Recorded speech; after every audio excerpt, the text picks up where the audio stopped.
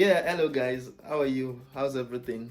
So today I wanted to talk about a very interesting encounter I had back in Nigeria, Lagos State, Nigeria. Oh, was it Lagos? No, it was Ilorin. Yeah, Ilorin, Kwara State, Nigeria. But whilst I'm talking about this, we want to go to Walmart.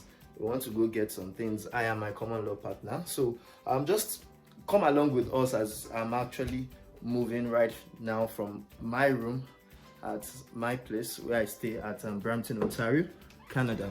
So as the what they call it, the thumbnail of this video could have suggested,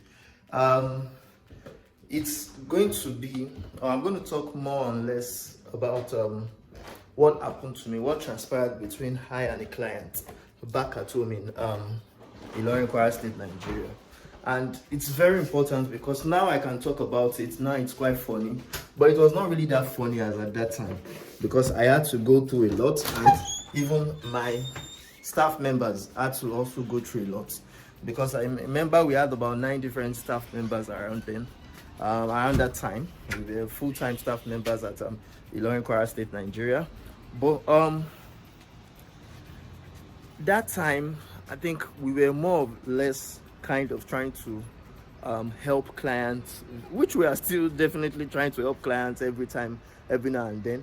But I would say we were more or less trying to favor and help everyone that we come across. So from the lesson we learned from the story, before I start talking about the story, is we just got to realize it that we couldn't help people even if they needed it. It's not everyone that you need to help. It's not everyone that definitely requires your help.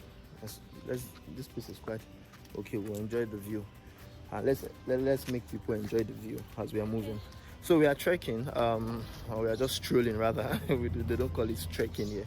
So we are just walking, taking a walk to Walmart. So talking about the experience, part of the experience was, I remember vividly when the person first came to us, or when I first had to chat with the client. It was a lady, or let me say a woman. Yes, it was a woman.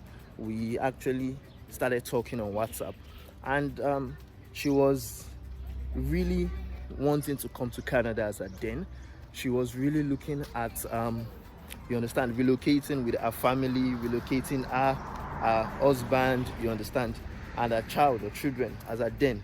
So I realized that she needed our support. She needed our, you understand, our help to first of all learn language, which was the French language as a den, and to prepare for internationally recognized examination, which is the TOEFL Canada or TCF Canada. But the fact that everyone needs your help doesn't mean that you really need to help that person, or you really need to, you understand, go above or beyond to assist that person. And it's very important because I learned a great deal from this occurrence. I got to realize that what she was asking for as a den, we never had that kind of service in our own organization as a den. And we made it clear to her that we couldn't be of assistance. But, you know, as people could be, they felt, yes, even if we had it, we will not be talking about it. It will be something that is kind of, you understand, secretive, or so to speak, you understand, premium package. So as at then, we didn't have it. And the woman was even talking to us. She talked to us. I remember the first time she talked to us, it was like a week before the second encounter I had with her. So she told us, we told her blatantly we didn't have that kind of service, and we were not, you understand, available for that kind of package. And I think that was the first encounter. She left. She didn't talk to us after some time. I think a week or so, or a month after that, she now chatted again, and she said, okay, she wanted, yes, you are doing it without any issues. You can defend your thing once you are asked to actually defend it. So the truth was that she came the second time. We told her off that we don't have that kind of package, and because of the fact that she was always persistent, reaching out to us, asking us about it, we were pushed to actually ask some of our people about that service. At the end of the day, we got someone that was actually into that kind of thing, into that kind of service, and as a result of that, we had to link them up. Do you understand? And the funny thing was, I had to actually leave Ilorin, Kwara State, Nigeria, as at then, to, you understand, to go in search of that person, to discuss with him, have a tete-a-tete, and let us know how those kind of things work. And he was telling us about how it's available, how they do it and stuff. I actually had to communicate with her, you understand, after learning about it and telling her that this thing, we don't really have much about it, but this guy said he has been doing things like that, stuff like that. But what I want us to learn from this is that she was so happy the first time. They told her the price, she couldn't afford it, you understand, because it was even on a high side. It was very costly, and because I have not done it before, I couldn't give any assurance of anything that I don't know about. So I remember that time. Wow, this is a lorry. Hope you could. Can they see the lorry? They can't see it. Okay, let me cut it. Yes, I just wanted to show you guys Sunbelt Rentals. Hello, how you doing? Canada people are very, very nice. Like, very, very nice. They're citizens, they're workers, they're permanent residents. So as we are just going to Walmart, we saw this, and we would just like everyone to actually see it. So I think they are currently constructing something or working on some road work here. So that's the reasons for all these big machines. Yeah, I think that is the underground. They are working on the underground perhaps. So as you guys are seeing it. Oh, okay. Sorry, so we're not meant to film that. So all right, let's move on to what we are talking about today, so that you guys know. All right, back again to our video. So talking about what transpired between I and the clients, we actually had to at the end of the day run some things for the clients, and I'm trying as much as possible to make this short. I don't want to take time to actually bore you on the details, but someone that actually had to beg us to do some things, that had to, you understand, cajole us, or I would say tell us, or kind of give us a story, the background behind why she needed a particular service. At the end of the day, our husband, and I remember that time when we were still at our office, they actually came and they met me one-on-one. We had a conversation about what we do, how we can assist them, and what the wife has been telling me online about what she wants. So I remember vividly, the man was always adamant and pleading one way or the other that we should try to support and assist them on their, you understand, their relocation. But what I found out is that most times, if your mind doesn't work with a particular client, if you are not how would I say to speak, confident, or you are not at ease working with someone, it's best not to even start working with that person, because it would really relieve you of so much headache, so much problems, and so much encounters that you may have at the end of the day. This particular client I'm talking about actually paid for a service, got started with the service, in fact later got the service he or she wanted. But at the end of the day, we found out that that was not exactly what was portrayed from the person that we got the service for, was not what they did. Do you understand? It was quite different from what they paid for. And as a result of that, the issue started. One way or the other, they started blackmailing, or I will not say really blackmailing, they started threatening. Yes, that's the word. They started threatening that, okay, you didn't do this, we expected this, you gave us something else. Okay, as a result of that, we found our money. And a service has been rendered, something has been done. but the client is not okay, literally, with what has been done. And as I said, as you may have heard before, I said it was not even rendered personally. It was not rendered by our own organization fully. So it was from a third party, you understand? And the fact that the thing that made us kind of into the mix was because the amount was paid into our company account. Do you understand? We had to, one way or the other, be liable for it because we were entangled in that service. So one thing I realized from the encounter was the man kept on calling, he kept on threatening, and he stated that, which was the basic, what they call it now, the basic title of this video. He said he will leave Nigeria for me. He was threatening. He came with a DSS officer who came to what they call it, to our workplace. He harassed me. He extorted me. That's the word. Thank you very much. That is the word. He extorted me because of the fact that you know how Nigerians do. They will try to do as if maybe they are helping you, but at the end of the day, you just feel that they are actually duping. They are duping you. So even though I didn't directly scam the person, do you understand? The person brought another person that literally duped me, that scammed me as well. So I will not forget that encounter, because that shows how Nigerians, you understand, could be sometimes when you are working with them. The DSS officer came, tried to portray himself as someone that was trying to help me, tried to actually portray as if, yes, he was doing me a favor.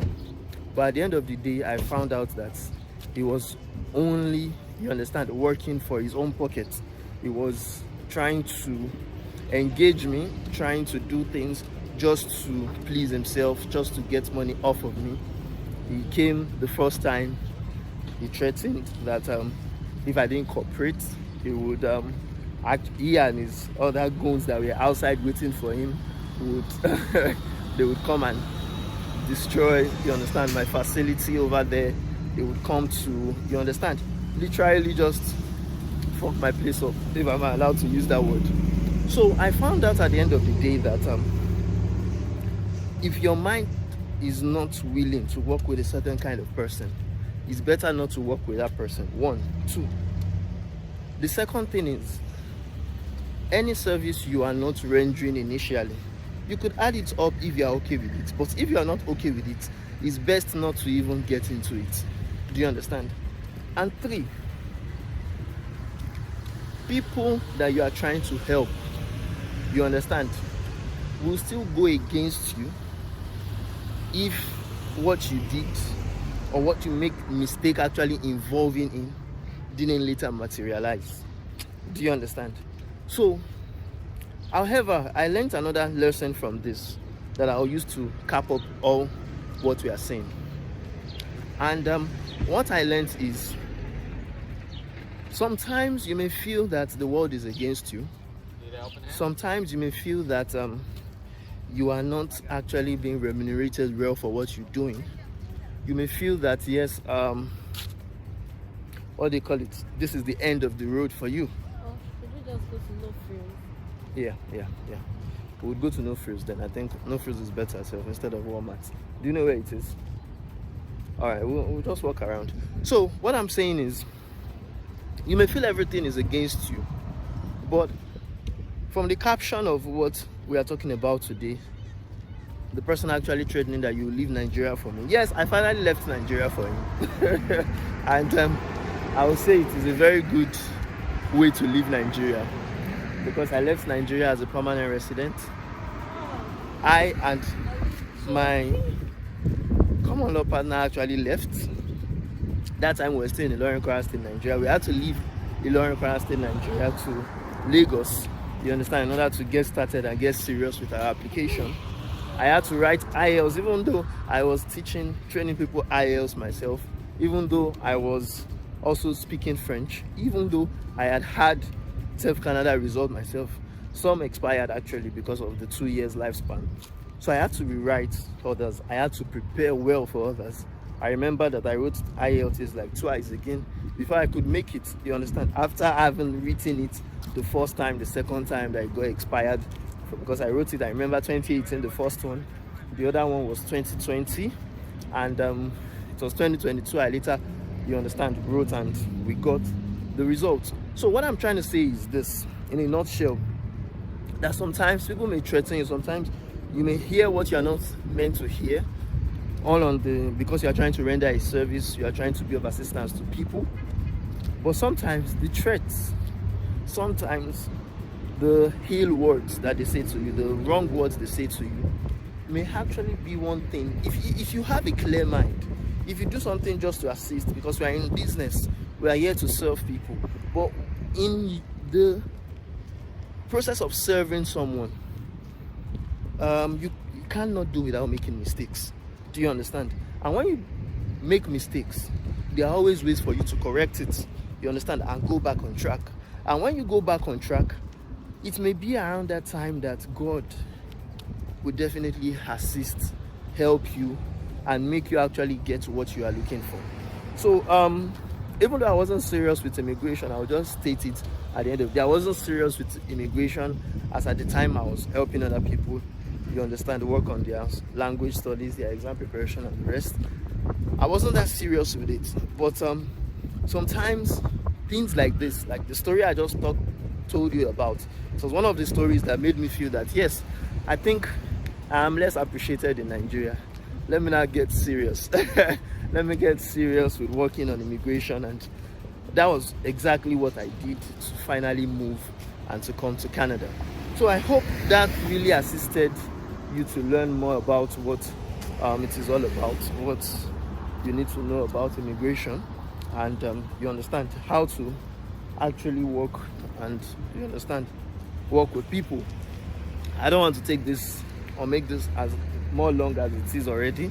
I hope everyone watches and learn. Anything you learned from this, just let me know. Drop it on the live chat section or perhaps the comment section, because I don't think I'm on live again. I'm not more on live. I'm on the recording, but I'll compute everything, and I hope you guys enjoyed this revelation from me.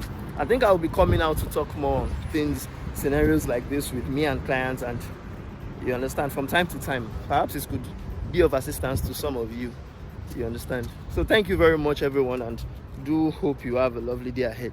So bye for now. Before you go, please do not forget subscribing to our YouTube channel. Hit on the notification bar to get notified anytime we drop a content, and like and share this video with your friends and with your family. And if you are even watching on maybe Instagram or watching on what they call it, TikTok or any other, just do not forget to subscribe, will you? Or follow our channel or our account. Thank you very much, and bye for now, everyone. Au revoir.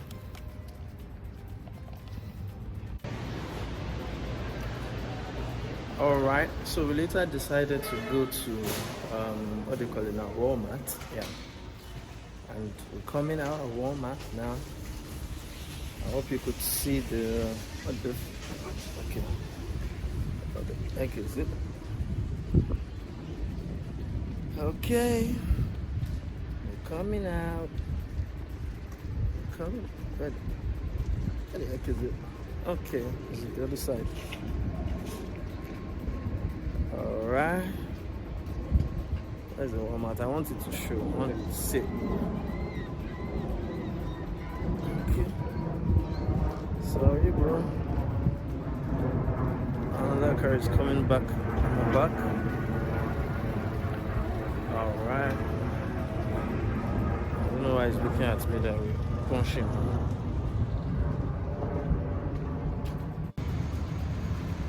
Ẹ̀yin mi, òyìnbó ní setting o. Ẹ get. Ẹ wọ́n jẹ́ course nsìn. Tí ìbá course ìwọ lè lọ. Kò ṣe ní Naija. Àyà o course wá gba ìsọnù mi. Ọ̀wọ́n ẹ̀ o. But ìdí ìbá ìwọ bí ẹ̀dá. Mo course báyìí, àwọn mọ́tò yẹn wọ́n máa dúró ní wọn ní choice. Àwọn àlọ́ gbá mi báyìí owó insurance lọ. What's wrong with life insurance? This life. It's sweet if you dey Canada. If you know dey Canada, you know sweet. Okay, so I think padà lọ́lé báwo I think padà lọ́lé nù o àtúnyà McDonald's ọ̀rọ̀ jọ̀wọ́ ni ewu pápá ni àwọn nǹkan míì tí wọ́n ní bí kó dùn o kọ́lọ̀ jọ̀wọ́ ni àyàfi McDonald's àyẹn dùn bọ̀ tó ìgbà mi yóò máa sọ́tì ju nǹkan tí wọ́n rò gan lọ ọ̀rọ̀ jọ̀wọ́ ni. Well, it was a lovely day.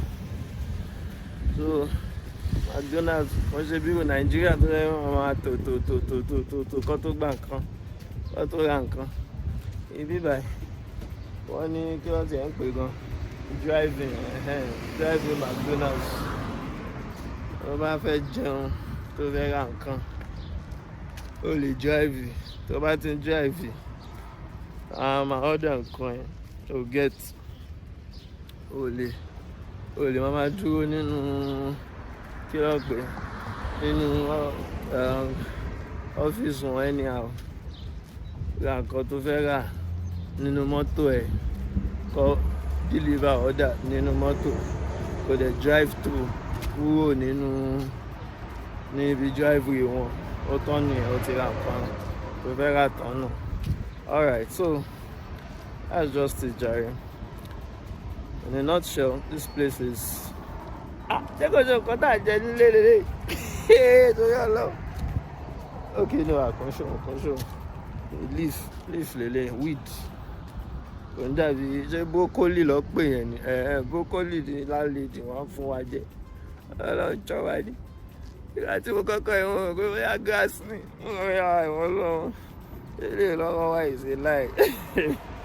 But at the end of the day, it's actually a good fruit. Yeah, happy vegetable, not fruit.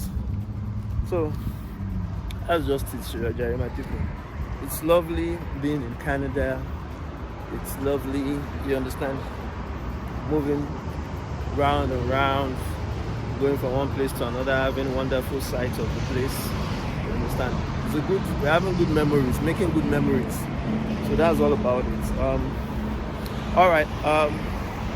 We want to cross the main road now. How do I call it now? Yeah, they want to our place. So I think I'll have to cut it right now. But I don't get hit by a car, even though they will stop here. They will stop. It's not that they're not in Nigeria that they will just be moving. They're going to Bashara. I'm from Moto Gbaini. But in this place, things are orderly. The time they will stop, they know it. The time they will move, they know it. They don't do anyhow here. If you do anyhow here, oh, nílé ẹ̀kọ́ tó mú ẹ o. Wọ́n máa mú ẹ normally, ọ̀dẹ̀ nílé ẹ̀. Ọ̀gẹ́ ẹ̀kọ́ lọ́ máa jẹ́ kọ́ lé wa. Káwọn enemies wa, kọ́ máa rí di wa. Ẹ ṣàmì ẹ̀, ó dàbọ̀ ẹ̀yin people yìí jáde.